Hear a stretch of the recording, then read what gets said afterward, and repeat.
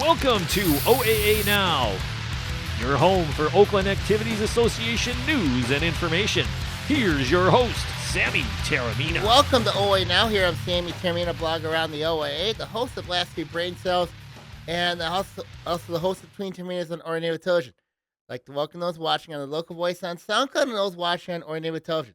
A lot to look at here on this week's edition of the podcast. We're going to look at a lot of basketball stuff. Of course, spring sports is now officially underway. Doesn't look like it on this blustery day outside here. Of course, the winds are gusting, and you know how that goes around this area. And it's really not, we're still in winter, but we're starting to turn to spring real soon. And I think that's going to be interesting to see how things go this spring. So a lot to look at during the springtime. I will have of course, I have the district previews. They're on my blog at Saginaw Bay 4650 at blogspot.com.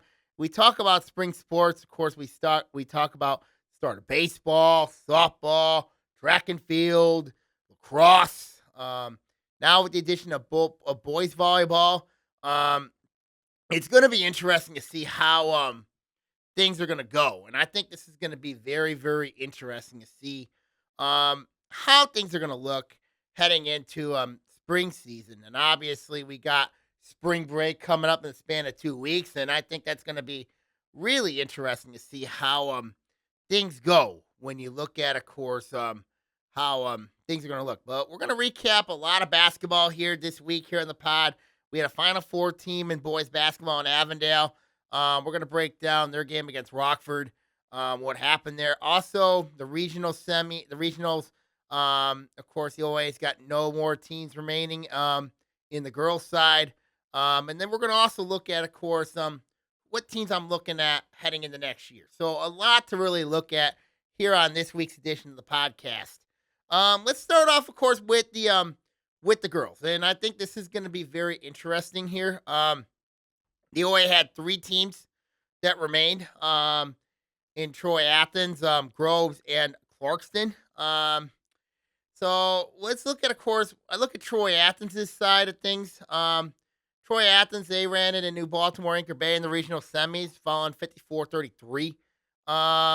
You look at, of course, with Athens, they're a program that's on the rise. And the reason why I say that is Stacy Klump had a nice year.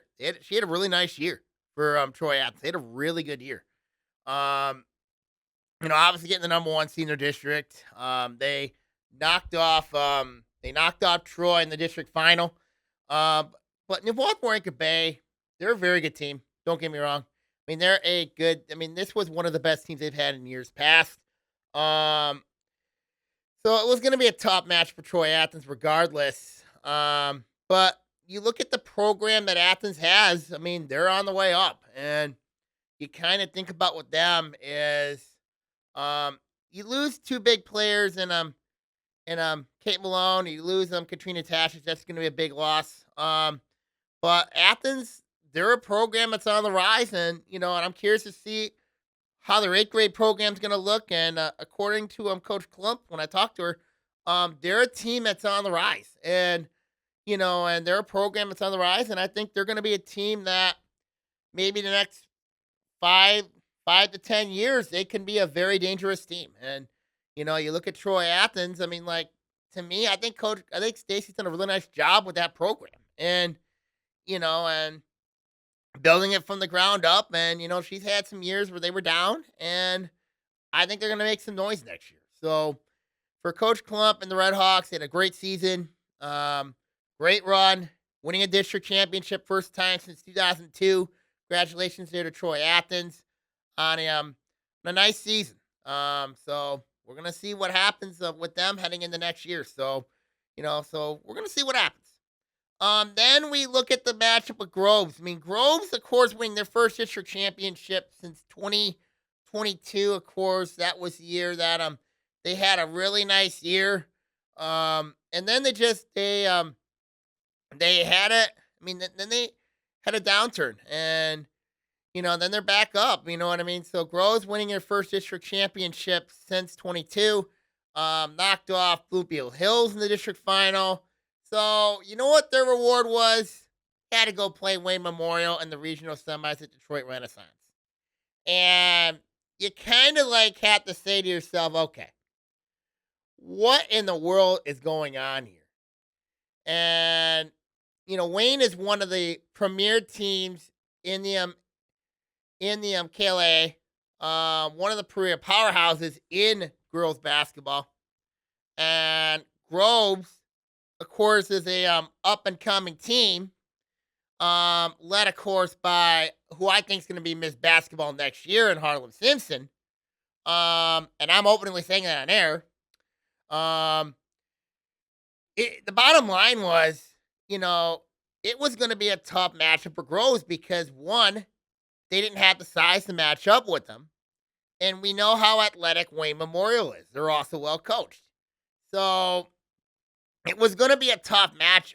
And if Groves would have knocked off the Zebras in that matchup, then they would have had to been maybe playing Detroit Renaissance in the regional final, which that's going to be a very tough matchup. So either way, it was going to be tough for Coach Jessica Dubla and the Falcons to to win this region. It was going to be really difficult. And it showed in their game against Wayne where, they ended up falling 80-65 to the Zebras.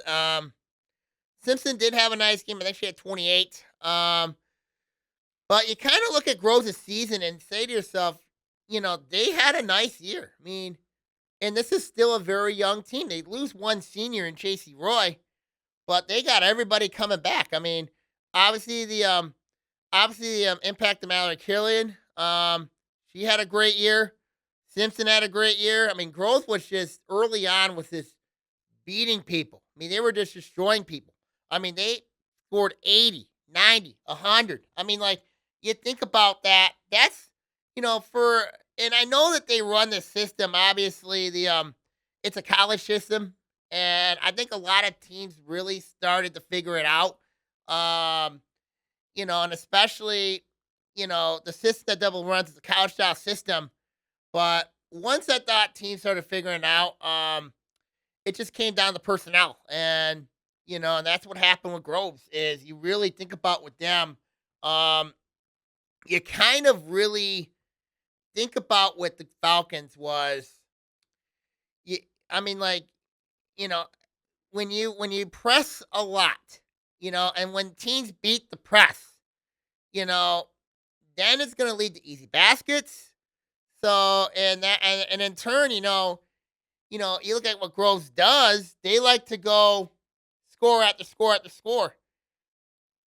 Yes, some of those times it works, but most times it usually doesn't. So, you got to think next year, obviously for Coach Dubla, she's going to be in the red most likely. You're looking at, okay, can this system work against some perennial teams? Now, next year, their teams in the red are going to be different. You look at, of course, there's going to be a lot of teams that are going to have to replace a lot of talent. You look at, of course, Stony Creek is going to have to replace a lot. I mean, that's a perfect example of who they're going to have to replace. So it's going to be interesting to see. And also Clarkson have a lot coming back as well. So, Clarkson would lose Eliana Roback. So Groves, I think for them, the most likely move up. They're going to have some challenges and, it'll be interesting, but also teams are going to have to prepare for Groves' style. And, and Groves has found an identity. They found a style that benefits them, benefits their players. The only concern I have with Groves, obviously, is going to be program strength going forward after Simpson leaves. I mean, like, that's the big concern that I have for Coach Dubla is, okay, how are you going to build program strength? How are you going to look at the middle schools? I mean, and what's that talent pipeline? Because you just can't rely on just one team. You have to build your program. You look at the successful programs, in the area that built their teams through program strength. You look at Clarkston. You look at Lake Orion. You look at Adams. You look at Stony Creek. You look at Rochester. You look at you look at Oxford. I mean, all those schools that build program strength, they're not only built for the varsity run, they're built for within the next 5 years. And I think that's the challenge that Coach Dubla has to really look at. And I think, I'm going to talk more about it, when I look at my top 5 teams I'm looking at for next year, who I think can make some noise. But for Groves, obviously, the year that they had, the incredible run they had, you got to give credit to Coach Dubla, her coaching staff, the players buying into the system. They play top-notch basketball. They know what it takes. And I think if you look at it here, if things go right, the districts have to work basically for Groves basically in June, but they know they're going to eventually have to go through Detroit Renaissance and also Wayne Memorial for this to work. And I think that's going to be something to really keep an eye on once the MHA does release the postseason, once release the basketball districts in June, to really keep an eye on. And obviously that's going to be something to really watch. It's Ken Groves, can they repeat that run? And it depends how the district's going to work. So, we'll see what happens. So, but I think for Groves, they had a great year with a very young team, learning a new style, learning to love that style. But I think when teams started catching on to that style, Groves had problems. So that's going to be something for Coach Dillon to watch this offseason. I know she posts a lot of those videos. So it'll be interesting to see what Groves does this offseason.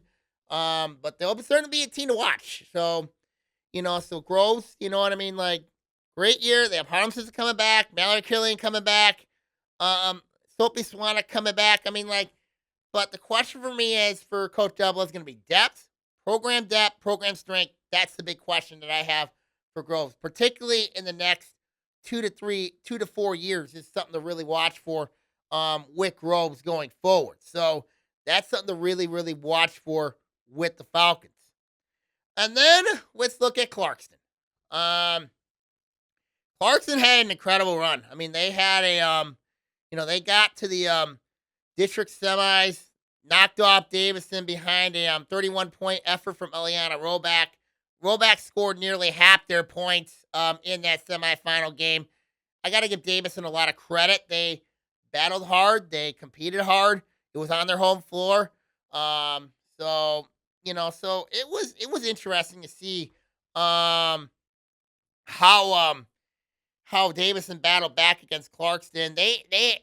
Clarkston was in firm control of that game, but then things just went, things went a little dicey, you know what I mean? And then they ended up having to survive and and got to the semifinals where they ended up having to play Utica Eisenhower in the regional final. It was a rematch from a district semifinal game last year where Clarkston ended up winning that game against Ike in Lapeer. Then they went into the regional finals and before falling to West Bloomfield. So Clarkston back in the regional semis, hoping, you know what I mean, to get back to state quarters. They ran a very good guys on our team. Now you look at that game, it ended up being a crazy game. It was 74-69 in favor of Ike. And it was a crazy game. I mean, the start of the game was just insane. And Utica Eisenhower ended up getting off to a very good start. And you kind of think to yourself, okay, it was almost similar to that game between Ike and Orchard Lake St. Mary's in the first regional semi, where Ike went on a big run early. St. Mary's fought back, came back, and then they couldn't, and then Ike made free throws down the stretch to basically win that game. This was this was very, very similar because I think Ike was up 21-7 at the end of the first quarter. And they pressured Roback, forced her to make some bad decisions, make some bad shots. Clarkson just could not get into a flow. And, that was shocking. You know what I mean? It was surprising, to see Ike's defense play like that. And Ike's got a very talented team. mean, they are very talented. I mean, you can ask Stony Creek that question. You can also ask Rochester that question. Um, but in the second half, Clarkson started getting their act together. They were at one point down 18, came back, cut it to 1. But what happened was, again, same story happened. Same thing that happened against Orchard Lake St. Mary's, with Ike, happened to Clarkston, where Ike made enough free throws to hold Clarkson off. Clarkson basically rallied. They put 69 points up. 69 points in a girls' basketball game usually wins games. So that was very interesting. But Ike made enough free throws to win that one 74-69 against the Wolves, denying Clarkson a trip to the state quarterfinals, and leaving the OAA with no teams remaining in the state tournament field. So you look at, of course, the last week for girls basketball is this week. So, and there are no OAA teams that remain. So, so that explains the shortcomings column that I wrote on the blog at Saginaw4050 at blogspot.com. So you look at what Clarkston, and you look at the Wolves. You think about what the Wolves is. They only lose one player. I mean, they lose, and it's a big player, Eliana Roback. Everybody else is back. I mean, you look at the stats for that game against Ike. Roback at 25, Brooklyn Colbert at 22, Bella Flavin at 18 points. So that's nearly almost all your scoring in that game were those 3 players. So it's going to be interesting to see what Clarkson has. Now, obviously, as I mentioned, they lose Roback. That is going to be a big loss. So the question for me is, who is going to replace Roback's production? Could it be Soapy Robbins? I mean, I know I've heard a lot about her, and I know that and I've seen some videos on X, and she's had a she's a good player, very good player. So it's going to be interesting to see how Robbins fits into that fold with Clarkson. And obviously, I know Clarkson basketball can be very excited about this. So it's going to be interesting to see what the Wolves do next year without Roback, because you return Brooklyn Colbert, you have Ava Wasilla coming back. What does Robbins fit into that role for Coach Aragona? What's the question going to be? So you think about what Clarkston is. They might be back to where they might be back at the same spot they were this year. It could be. They very much could be. So it's going to be interesting to see. And obviously, got Bella Flavin coming back. They're going to be deep. They should be deep. They're going to have a freshman program coming back. Their freshman class is extremely good, extremely talented. I've seen them play, and they are talented. Very talented. So, and obviously that is led, of course, by Soapy Robbins. So, it's going to be very interesting to see what Clarkson does. This offseason, I would expect not a lot to change with them, but you never know. I think Clarkson, I think this could be a start of like a 4-year journey for Clarkson. I think this could be, because that class is extremely talented that Clarkson's got coming back. Now, there's other teams to really watch for as well. When you look on the girls' side, within the 4-year time frame. I think, you look at a team like West Bloomfield's going to have, they lose Sharon and Beal, but, they do got some talent in the JV system who had a really good year. You look at Lake Orion, obviously a down year for them. But their freshman class is very good. They have a very good sophomore class. Their junior class is good. I expect Lake Orion next year to be a much better team. And I think they're going to be. So, then obviously you got Troy Athens that I mentioned earlier, that can make some noise as well. Groves, I got some concerns that I mentioned. So you look at the top 5 teams I'm really keeping an eye on next year for girls basketball. I'm going to put them in order 1 through 5. I think Clarkston's probably going to be the top team next year because of who they got coming back. The question for me is what they do with Sophie Robbins. I mean, that's going to be the one that, where are they going to put her? Is she going to be the one that basically replaces rollback? Or I don't know what Coach Goodenow is going to do. But, I think there's some question marks there with Clarkston.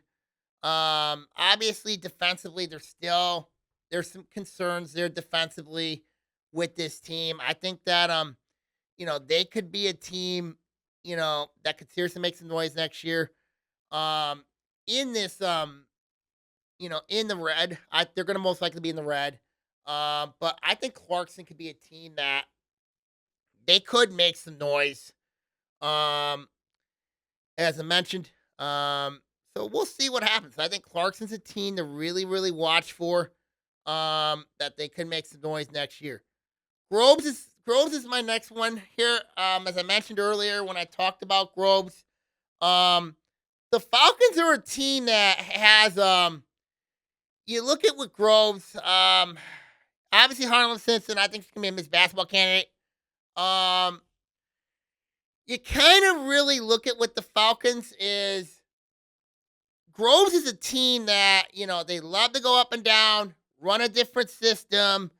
They're going to press you like crazy. And obviously, that Simpson's going to get a lot of votes from his basketball. And obviously, you got Mallory Killian there, Sophie Swanek there. My biggest concern with Groves is going to be not next year, but it's going to be in 2 years. And I mentioned this earlier. I said about Groves is going to be is can the Falcons overcome, obviously I know Groves sends a lot of their videos on X. So, and my biggest concern is going to be the next 2 to 3 years. What's going to happen with this program? Because you look at the challenge that Dublin's going to have to make. She's going to have to build a freshman program. She's going to have to build a JV program. That's going to be a challenge for them because we don't know what's going to happen with Groves. We don't know. I mean, next year they can make a run. You look at, of course, likely Groves will be in the red, so they're going to be competing with Clarkston, West Bloomfield. I think are going to be their 2 toughest challengers in the red.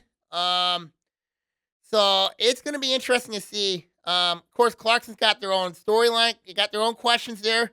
Obviously, with the freshman class coming in. West Bloomfield, we know has got some questions. Post Sheridan Beal era. So that's something to really watch for with them.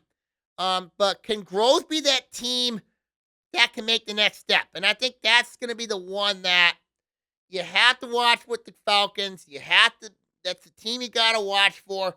That's going to be the one that we're going to have to keep an eye on. Especially heading into the off season. So it's going to be interesting to see what Groves has. Obviously, next year they're going to be very good. I think I'm curious to see what they have in the next 2 to 3 years. So, that's going to, obviously Killian's there, but, they got to build something around Killian within the next 2 to 3 years.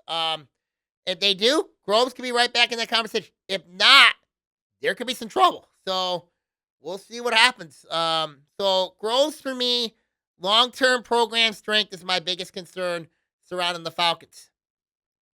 Next team I'm keeping an eye on is West Bloomfield. West Bloomfield, very disappointing loss to Lakeland in the district semis. Very disappointing loss.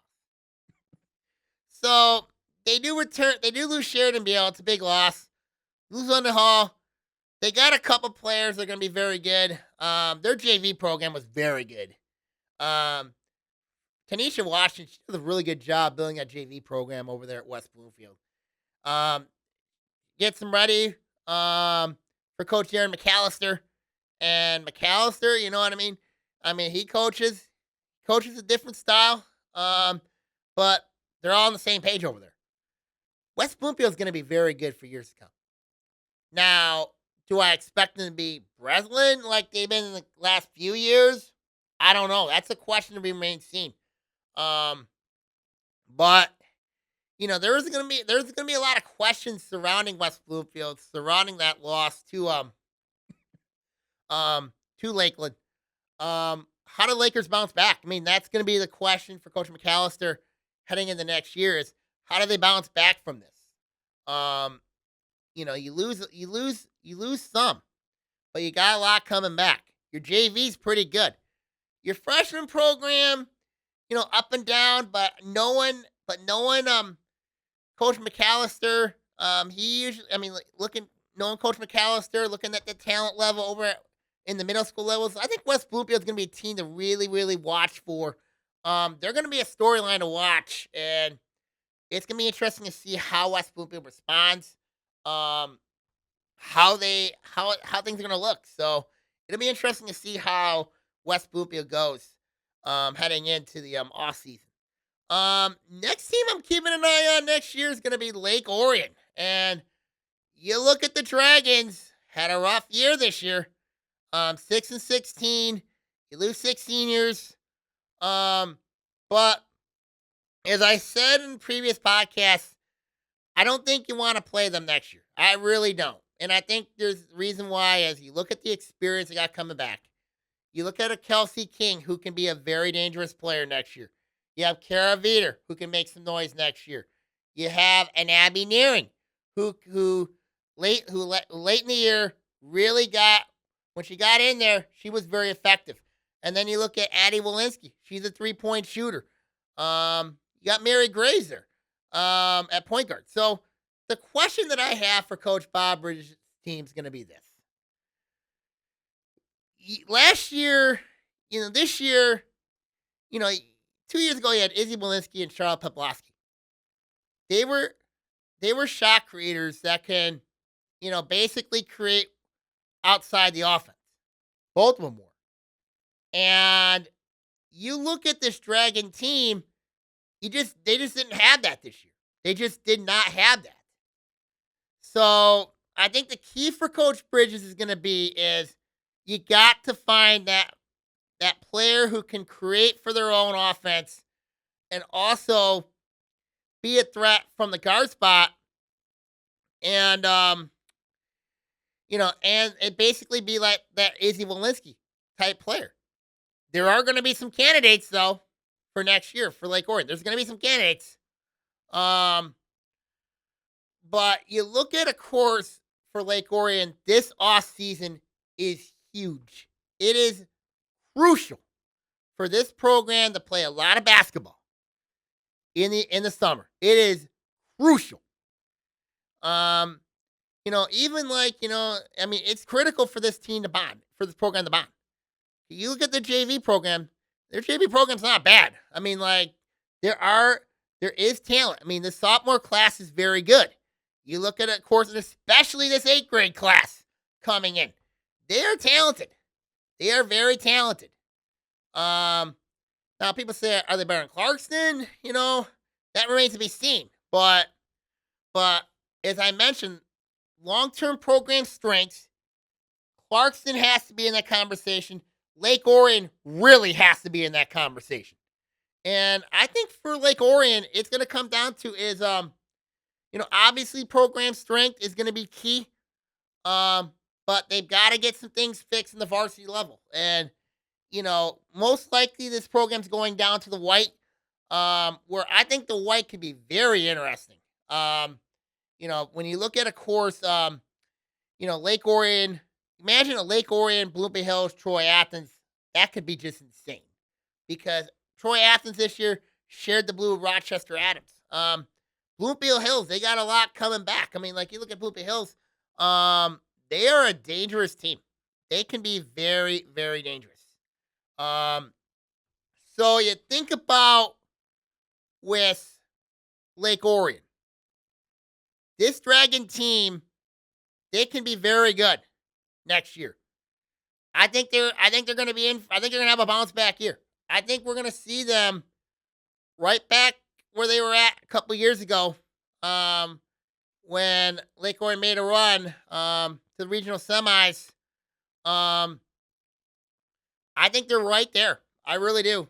But the key for them is going to be is the summer for Lake Orion is absolutely critical, because if they have a summer where they struggle, they could struggle.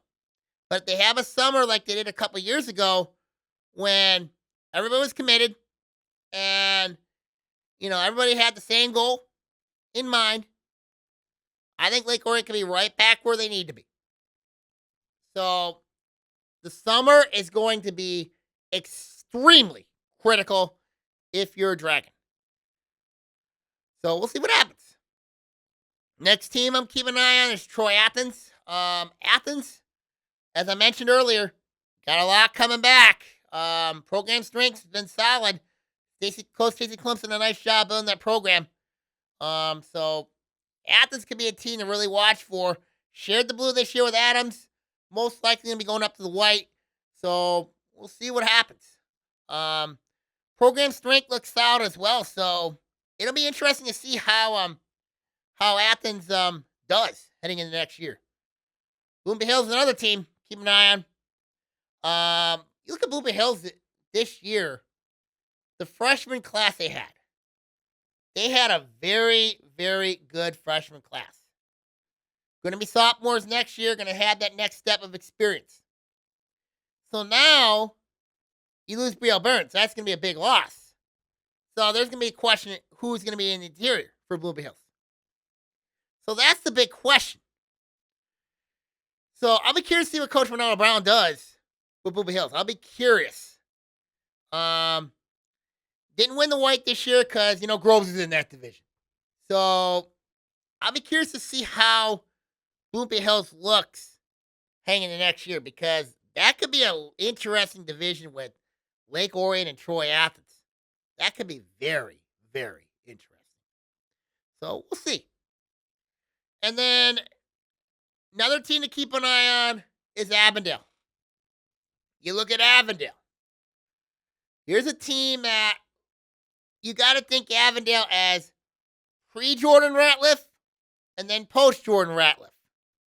So you think about with Avondale is you have to look at when they didn't have Ratliff, they struggled.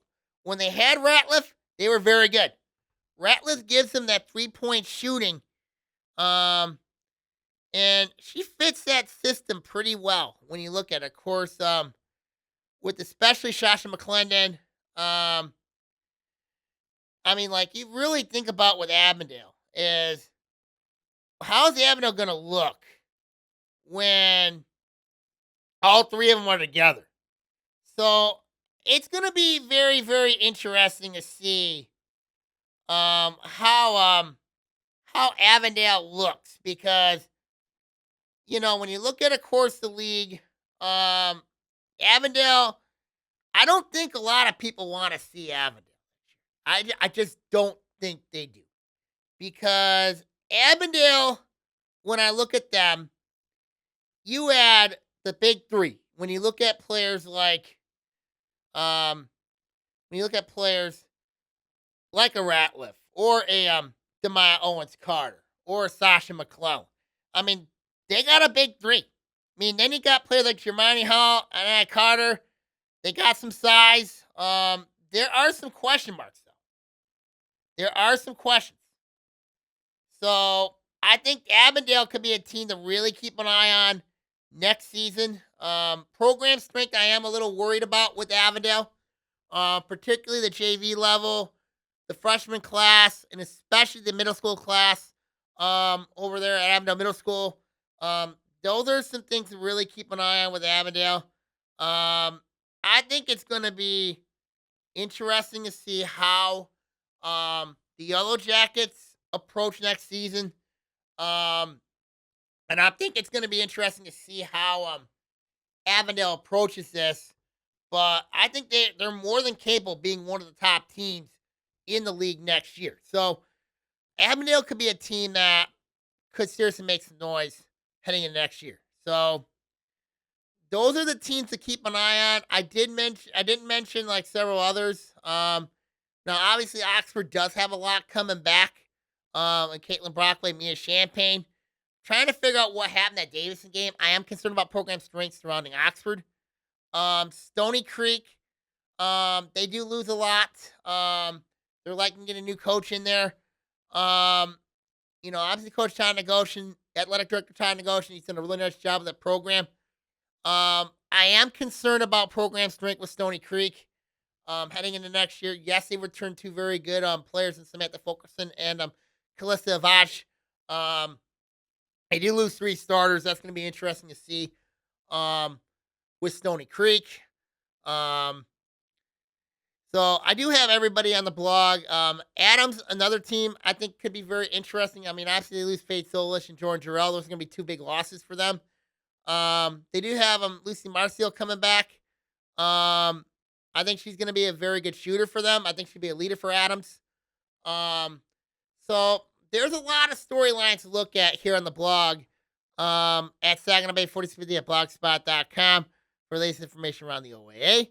I know AAU season's coming up for girls basketball, and usually I know a lot of people like to post things on X, so we'll see what happens. But I mean, it'll be interesting to see how things go this offseason, especially from a program strength perspective. So that'll be something to really, really watch for going forward.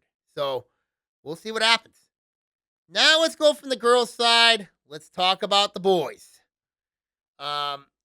And we had a Final Four team, and the boys' basketball season officially did end on Saturday. Of course, the girls are still playing.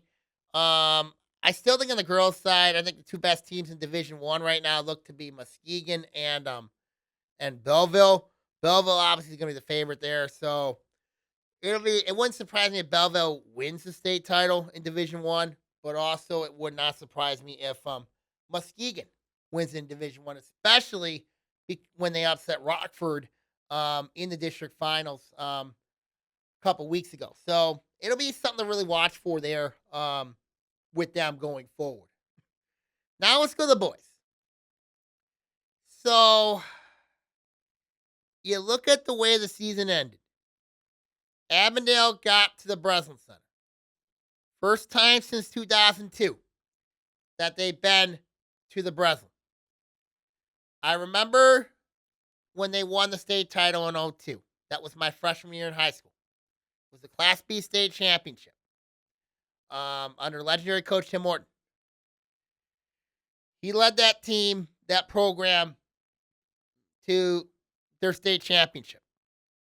And it was a big, big time success for Avondale. So you look at the run that Avondale had. They had to go through the OAA. They had to go through Lake Orion, Clarkston, West Bloomfield, Adams. And then they got into the quarters and they played Roseville. And they pulled away from the Panthers, winning that one 70-51. Then you had to go play Rockford. You have to go play the Rams. Rockford is a deep and talented team. This is a very talented Rockford team. I saw Rockford play Ferndale earlier in the season. I saw them play. And Rockford was clearly the more deeper team. They had a set of brothers. One is a Central Michigan commit.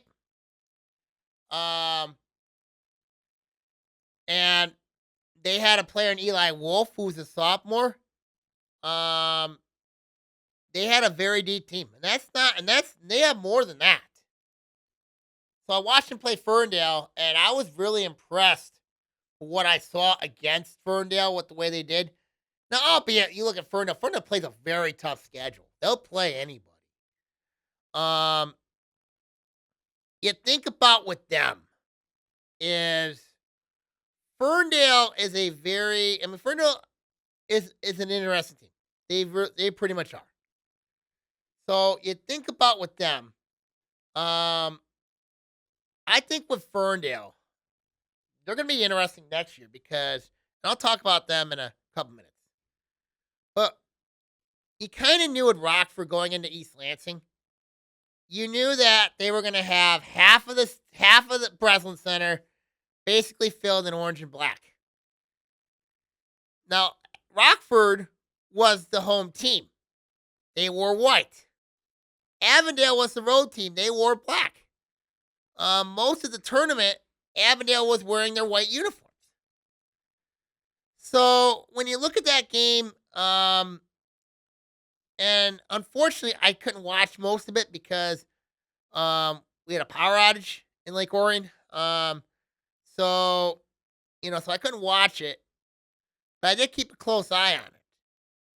And Rockford and Avondale was a defensive slugfest. It was a defensive game where points were at a premium. And this was surprising to me because Avondale's a team that likes to go up and down the floor. They like to score baskets. But they had a hard time. They had a hard time getting offense in this game. Now, I credit Rockford's defense for that. Also, Rockford's depth played a role. But they kept Jacoby Lifford. Held him only at 6 points, which was shocking. Because normally, and I've known Jacoby for a long time. I known him was at Lake Orion. And then when he played at Avondale, he's a very good player. Very, very talented player. So I was shocked they held him to 6 points. I was shocked Rockford held him. And they shut down most of Avondale's guards. I mean, they kept them in check. I was shocked.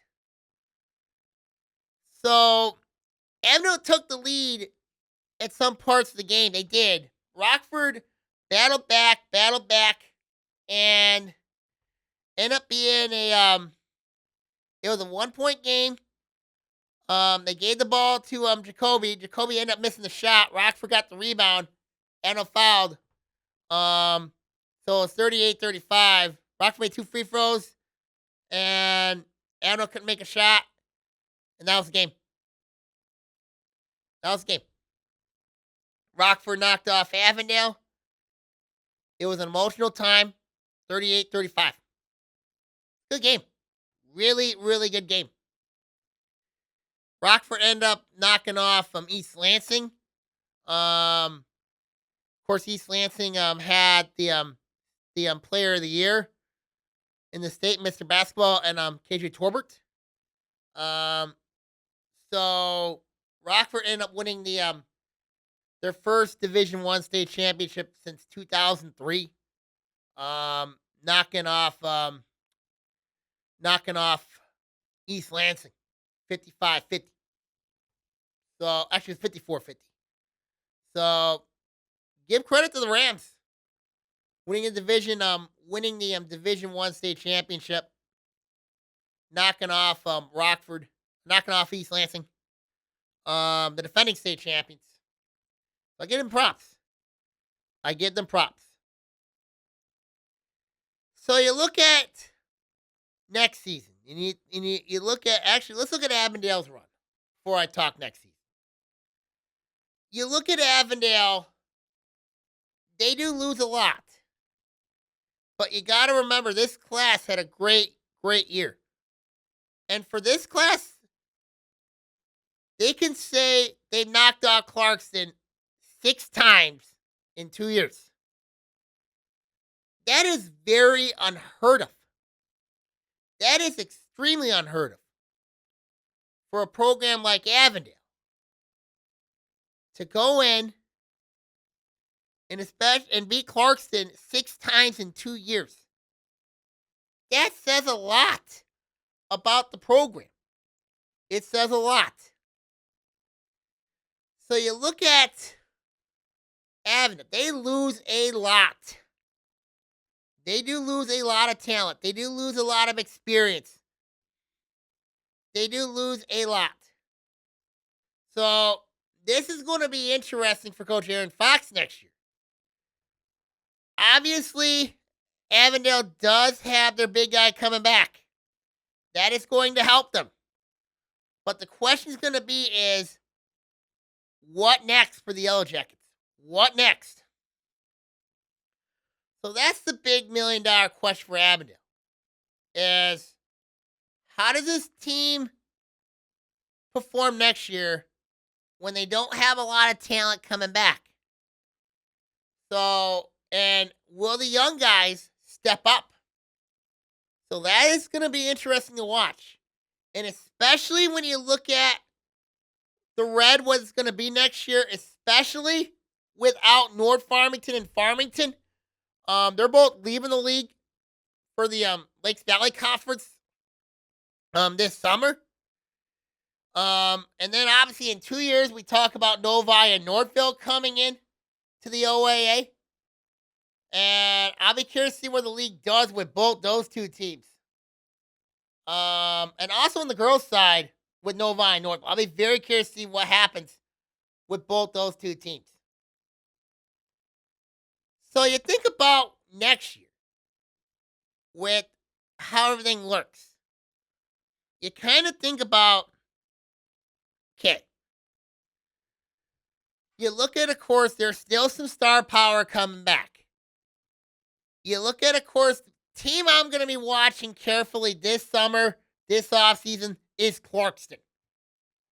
Reason why I say Clarkston is because you look at what's been going on with the Wolves.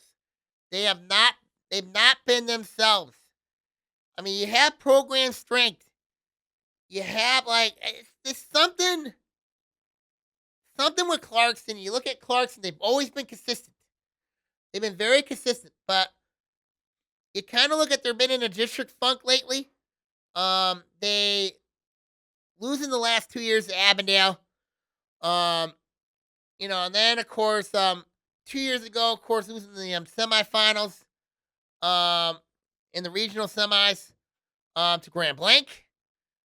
So there's a lot of question marks at Clarkston.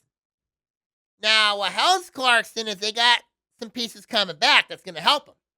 So I think Clarkston, they're going to be consistent, but I'm curious to see what happens with them going forward.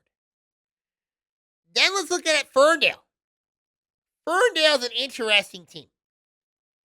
You look at, of course, with them, the loss to Warren Lincoln in the regional semis. The buzzer-beating loss. You kind of look at the record and say, okay, it's pretty deceiving. But you look at Ferndale, they play a very tough schedule. They play a very, very tough schedule. You have a player in Ed Vineyard who, he had a nice year this year. But the question for me with Coach Juan Rickman is, you have the experience to be competitive. You play a tough schedule. You play all these showcase games. Program strength, to me, is a big-time worry for Ferndale. And that's my opinion. Now, Ferndale's JV had a really nice year this year. Freshmen, not necessarily. But program strength long-term concerns me. Now, I get Vineyard's going to get a lot of hype. Could he be a Mr. Basketball candidate? Absolutely. I mean, I know a lot of people have seen him throughout the AU docket. I mean, I watch games where he's played well, where he's performed well. Then you got to wonder what's going to happen. I know Vineyard's got a brother who's on the JV program over at Ferndale. Does he move up to varsity? And what happens there? There's a lot of questions with Ferndale. I think they're going to be good. I think Rickman's going to book a tough schedule. But I think for me with Ferndale, it's just you got to keep an eye on is program strength, particularly in the next 3-4 years at Ferndale, because I don't know what program strength's looking like over there, but by look at the way the freshman record looked, it was not very good. So that's on the watch. Program strength with Ferndale. That's another thing to watch. Then let's look at course teams in the white. I mean, obviously this year, I will be extremely curious to see what Rochester, because they're coming off a very heartbreaking 1-point loss to Adams. What's going to happen next year? Rochester's got Ben Bissett coming back. You have Jake Tandy coming back. Actually, it's Nate Tandy. But Rochester, their JV was good. Freshman was solid. Coach Nicobola's built that program there. I think Rochester could be a team to really, really watch for. Could make some noise. Same with Stony Creek. I mean, Stony Creek first year under Coach Marco Tomic did a really good job with that program. I mean, you look at obviously Ebola, most likely going to get Coach of the Year in the white. I think Marco, especially with the situation he was given, taking over a program that really was struggling, getting into about a 500 team, I'm telling you, he had a great year with Stony.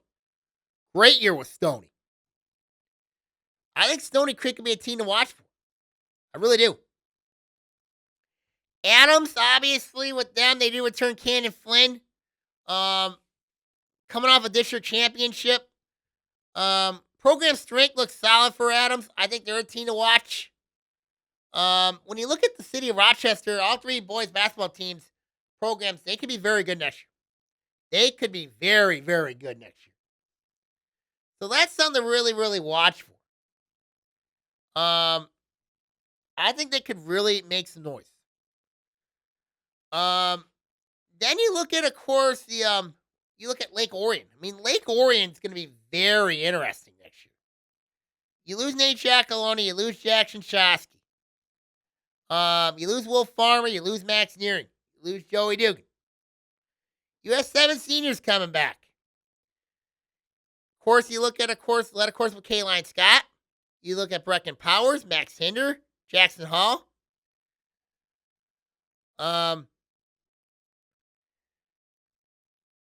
You have Ricky House. This Lake Orion team, I mean, they're going to be interesting because key for Coach Andrade is going to be can they score? I think they'll defend. They'll be competitive. It based from a competitive standpoint, and I know this junior class that Lake Orion has is very competitive. I expect them to be right there. They'll be in the conversation. Program strength solid. Program strength looks solid. Freshman program had a great year. JD was solid. So I'll be curious to see what Lake Orion has next year. But I expect them to be back right where they need to be. Oxford's another team. Think about this. Going 0-10.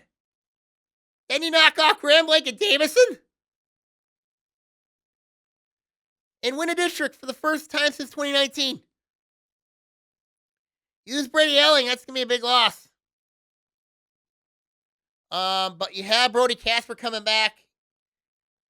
Program strength looks solid for Coach Fed. I think he's going to be fine. Oxford to be a player. Expect Oxford to be a player. Team I'm mostly concerned is going to be Waterford Mott. I am extremely concerned about Mott. You have Jeremiah Benson coming back. They did lose a lot. And I don't know what's going to happen with Tory Robson. I really don't know what's going to happen with him. I mean, does he play next year? Or does he get a scholarship from football? Because I know he's a heck of a talented football player. So, that's something to really watch for there. you look at, of course, Pontiac. Pontiac, they're going to be scary. Pontiac's a scary group. And especially the freshmen. They do have DJ Claudio coming back. This is a program that's on the rise. And just recently, when I looked at the enrollment list again, Pontiac's now up and back up to Class A. So is Harper Woods. So that basically tells me Pontiac would probably be up in Division I when the basketball districts come out in June. Harper Woods, same thing. Harper Woods could be in a district with Grosse Pointe North, Grosse Pointe South. They could be in a district with them come in June. Pontiac, they could be with Avondale, Waterford, Vermont. Maybe Lake Orion, maybe Clarkston. I mean, depends. Depends what the MHA does in June. But Pontiac, they're a scary group. Deanne Harris done a nice job of that group. Done a really good job of that group. So it'll be interesting to see what happens with Pontiac. Troy, they lose a lot. But I think Troy will always be in that conversation. Troy Athens will be in that conversation. Royal Oak, I'm curious to see. They lose a lot, but the USCJ Harrison coming back, coming off a district championship. And then you look at Harper Woods. I mean, I'm curious to see what they have coming back. Oak Park, curious to see what they have. A&T could be a team to watch for. But I think the team that can make some serious noise next year is Waterford Kettering. Waterford Kettering is they had a very young team, they had an experienced team this year for Coach Will Campbell. Very young team. Actually, very experienced team. But they're a team that's on the rise. I really like the direction that Waterford Kettering is going. I think they'll make some noise. I just think you look at, of course, a lot of teams just really, Kettering had a really down year this year. They had a down year. But I think next year, with stabilization in the coaching area, I think if they stabilize things there, I think talent's coming for Waterford Kettering. They could make some noise.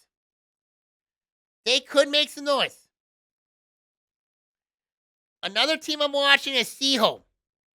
Seaholm's an interesting team. A lot of length, a lot of height. I still can't figure out how they lost to Berkeley this year in the first round. I still can't figure that out. But they got experience coming back. So there's going to be a lot to prove for the Maples and Coach Spencer Adams. There's going to be a lot to prove. Groves, I think, will be better next year. West Bloomfield, I got some concerns. Ferndale U, I think, is going to be an interesting team.